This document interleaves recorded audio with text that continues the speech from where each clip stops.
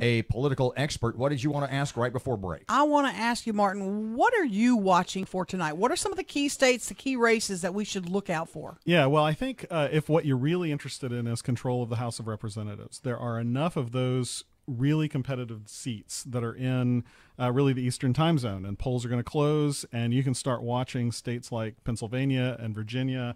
There's a hot race in South Carolina, and if those are going blue, I think that's going to tell us something pretty early on about what is going to happen. You know, we sort of live in a world, though, where it's like, I forget the exact number, 85, 90, 95% of congressional incumbents are all, everybody hates Congress except for their own guy. Except in our data, we found... Go ahead. Well, I was just going to say, in our data, we found a lot of dissatisfaction with incumbents, which surprised us because... Why is this year different? Why is this the case? I think we saw frustration in the electorate in this election that we haven't seen since 2010. And you know what happened in 2010? Or is it all basically hate Trump? There's a lot of frustration with the president. There's a lot of support for the president. So, what we see is that the president plays a pretty big factor. There are a lot of people that are going out to show support for the president's agenda, and there are more, just slightly more, in these competitive districts that are saying they want to come out in order to put a check on him. Let me ask you, because I'm scared of if we do get, let's say, a Democratic House for the president's final two years, or these 2 years, is it going to be the worst gridlock we've ever seen? It's going to be more than gridlock. It's going to be a lot of contentiousness.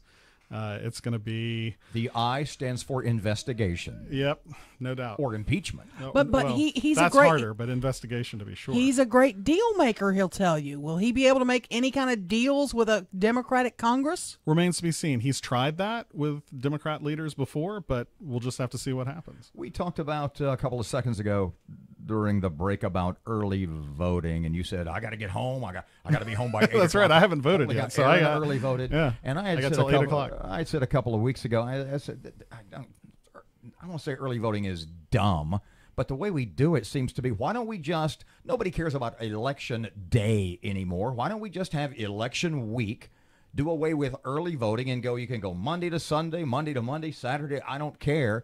I mean, do you see that as a trend in the next, say, decade or so? Well, one thing we do see is every election cycle, more people early vote. So a bigger share of the electorate is taking advantage of those early voting opportunities. There's still states that don't have early voting, and there's still a lot of voters that are sentimentally attached to voting on election day. However, I think it is an idea that is popular over time, and we may see things shift in that direction. It's not the term I want to use, but it's the one that pops into my head. Does early voting screw things up? I don't think so. I mean, campaigns, it changes things. Okay, tell me how. Campaigns have to campaign around early voting so that they can try to get their voters home and get their voters to cast. Is there a certain trend in early voting that you can see where people who early vote they're like throw the bums out? Does it trend more toward one party than the other? No, I think what we think about early voting, when I say we, I'm talking about the social scientists, political scientists who study this sort of thing. I think that the general thinking is that it's the people who are the most likely voters who are going to early vote. In other words, it doesn't necessarily expand the electorate and get a bunch of people who weren't otherwise going to vote voting, but it certainly gets the people who were going to vote to bank those votes early. Now, who does that help? There are going to be years where that helps incumbents. There are going to be districts where that helps Republicans. There are going to be places that helps Democrats. So I'm not entirely sure it colors outcomes as much as it does affect how people campaign and how people engage the political system. The report that you guys have just released has something in it really interesting to me. It says Republicans rate the economy as the most important issue to them, while Democrats put health care as their number one issue. Why is that, do you think?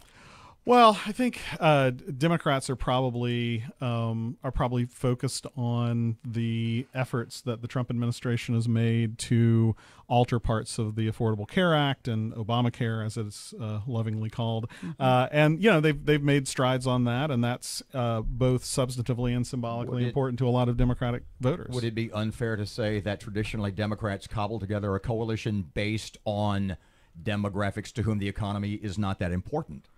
I'm not sure that I think what we show is that the economy isn't important to Democrats or that healthcare isn't Or live important to on the Republicans. periphery of the economy, young people, poor people, et al. Well, it's maybe just a different economy, right? It's the gig economy for a lot of those younger voters, and it's maybe a different economy. But I think we find that it's just a matter of degree, not kind. Last question: you want to take a shot on tonight? You want to roll the dice? You want to tell us what's going to happen? I suppose it would be chicken, for lack of a better word, to do anything other than to go with our poll and say it looks like Democrats have an advantage for control of the House. And the Senate will stay Republican? We didn't really have data on the Senate, so I can't really speak to that. And so everything I see suggests, you just got all these, vulnerable Democrats, fewer vulnerable Republicans. It seems like Senate's staying Republican. If you could send a text to the president, you'd say, hunker down, Donald J. It's liable to be a rough next couple of years. You're going to have some new committee chairs, perhaps.